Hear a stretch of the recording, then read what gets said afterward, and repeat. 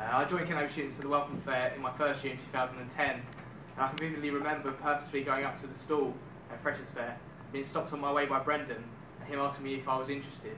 When I told him that I was already a member of the Labour Party, he seemed quite gobsmacked. I think he was so used to the rejection of the passers-by that he didn't quite know what to do with himself.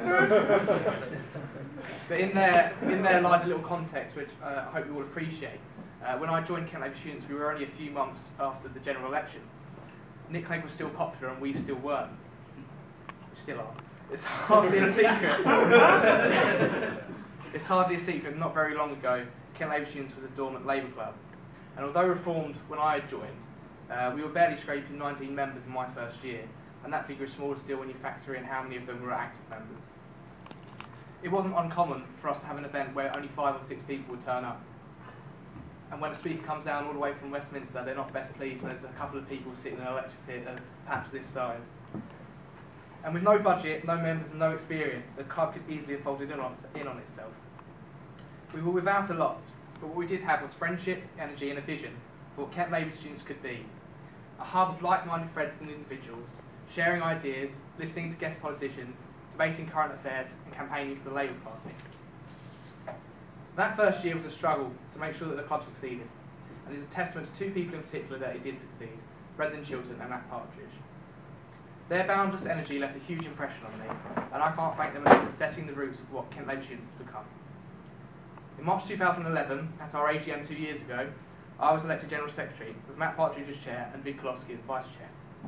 Together, we've remoulded the society, changing the Constitution and the committee to the one we have today, and setting out a broader vision for the club, with a greater variety and range of speakers, more campaigning than ever before, more socials than ever before, and more ambition than ever before. We saw the potential that Kent Labour Students had to grow, and combined with more and more students become disillusioned with the government, whether it was for tuition fees or the cuts, the club began to mature. We went on to secure a living wage for all non-student staff at our campus, employed both by the University and Kent Union, saw the club enter a new dawn of engagement within Labour students and encourage members, especially first years, to become candidates in Kent Union elections. You may be wondering why I'm telling you this story, and there is something I desperately want you to get out of it. This speech will be followed by our election results, and with me a passing down of the torch to a new generation of Kent students who arrived with a fully formed Kent Labour Students. I saw what Kent was like with a small, voiceless Labour club. I saw the incredible amount of hard work and dedication which has gone into moulding this club into the one you see before you today. I saw people sacrificing their own money, time and energy into making this club work. I was one of them. Don't let it go to waste. Because I know what Kent Labour Students can be. Kent Labour Students is a transformative experience. In my time here I've grown significantly, not just in my politics and understanding of Westminster, but as a person in my day-to-day life.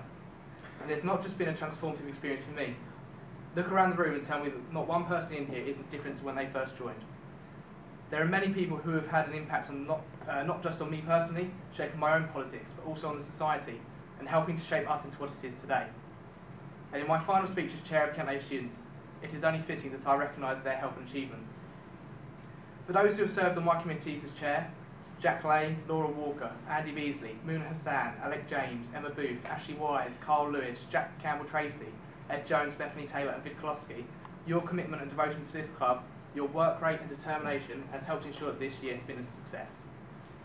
To some people who are not here tonight, and some of which only the third years will have heard of, Alex McLaughlin, Wahid Qureshi, Miles O'Donoghue, Will Scobie, Ben Muzio, James Cole and Carl Dodd, thank you for being there at the beginning, helping to make Kent Labour Students Society, which I came back to week after week. To Lisa Whitehead, who's obviously just left, my first Kent Labour Students friend, and Megan Wells, a force of nature who will go on to great things, and hopefully as Kent Union's Vice President of Welfare. To Alex White, Fred Dowd, Clara, Rory, Dan Copes, Stephen Bide, James Prentice, and his love of his hometown Hastings. To Nick Campion, Sam Rycraft, and Stefan Vasilos, and anyone else I've missed, your engagement with Kent Labour Students has helped to make it all worthwhile. To Lauren Crowley and Sam Kennedy for demonstrating why it is so important that we elect Kent Labour students and students with Labour values into Kent Union sabbatical positions, helping effect the change on our campus to promote our values of fairness and equality. To Liv, Sam, Ross, Emma, Teddy and Lauren, the Labour Students National Officers which I have had the pleasure of dealing with during my time as Chair, thank you for all of the opportunities which you have provided for the club and the personal support to me and other members of the committee and for facilitating Labour students nationally as an organisation. To Matt Partridge, words can't do justice to my admiration for Matt, who lived and breathed Kent Labour students. He would be in the gold banking at 8 AM working on Kent Labour students almost every morning. His energy and drive pushed this club forward, winning a living wage, hosting an event with David Miliband, engaging with union politics and working with the CLP. Matt provided me with the support throughout my entire time in committee, and I still seek his advice today. To Jack Lay, who's been a loyal servant to Kent Labour students for the past 2 years. In the last year as General Secretary, he has not just done everything I have asked him to do, he has done more. He has asked to do more. He has brought new ideas to the table and kept the club's momentum rolling, kept my passion for the success of this club burning, and kept breathing new energy into the life of the club. Presuming he wins his election, I am confident the club will be safe in his hands.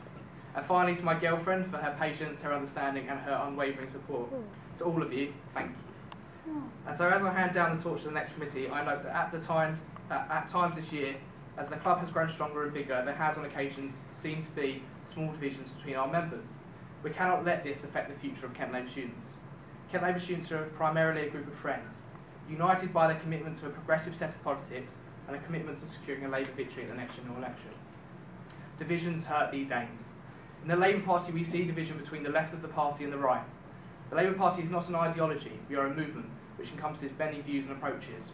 Our variety should be what makes us strong, not what makes us weak. We achieve more together than we achieve alone.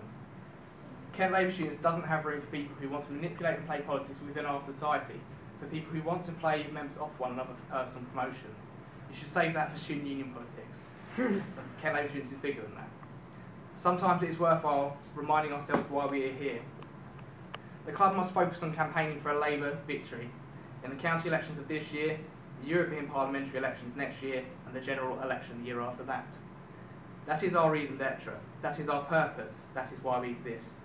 And while we are out campaigning, making a difference, winning on issues like the living wage, we can look back on our campus, to the Tories, drunk and running around campus chasing foxes, to the Lib Dems sitting quietly in a corner of a pub, ruining the day Nick Clegg ever met David Cameron, and we can be proud of who we are. This government is functioning through a politics of blame, playing off people's fears to continue to inflict their ideologically driven cuts, which are hurting the weakest in our society. This politics of blame, blaming the EU and immigrants, blaming the unemployed, blaming the previous Labour administration, is a sharp contrast from the indivisible spirit of the outward-looking Labour Party which Ed Miliband is slowly taking us towards. Last month, the government announced plans to close Lewisham Hospital's A&E and maternity ward as a direct result of failings within a neighbouring healthcare trust. Let's be clear, Lewisham Hospital is a successful hospital, running at full capacity, and the illogical decision to scale down Lewisham Hospital was based on failings at other hospitals. It is the equivalent of shutting down McDonald's because KFC is going bust. Lewisham is one of my local hospitals, and it's a hospital where my mum works. Oscar Wilde once said that a cynic is someone who knows the price of everything and the value of nothing. So a cynic is someone who knows the price of everything and the value of nothing. But we have a government of cynics, with every decision dictated and driven by price, every decision dictated and made with an absence of values. The price to my local community of removing vital health services cannot be recuperated by monetary value. When I saw 25,000 people, including my own family, take to the streets of Lewisham to march against the cuts to their public services, I witnessed something special.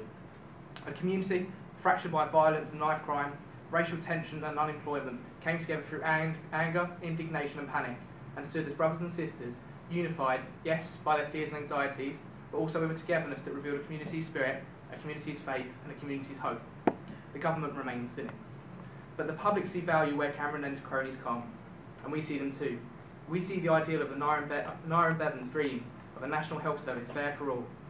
We see the ideal of a stable and balanced economy fair for all. We see the ideal of a society with equal opportunities. A society fair for all, young or old, black or white, lesbian, gay, transsexual, rich or poor, able or disabled. We believe in values of compassion to achieve the fair society that we strive for, in the values of tolerance which we dedicate ourselves to, in the value of free education to make sure that every single child born in this country is never denied the opportunities to learn and progress. With these values, Kent Labour students must fight injustice on and off our campus. With these values, Kent Labour students must reflect in its structures the open and accessible society which it seeks to be. With these values, Kent Labour students must continue to be the outward-looking society it is today. 2 years ago, a Kent Labour student called Carl Dodd stood before AGM and told KLS that the future is open to us. But I stand here today with the same message.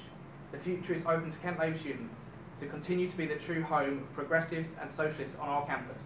And the future is open to us to grow in membership and influence. The future is open to every single one of you to make a difference in this world.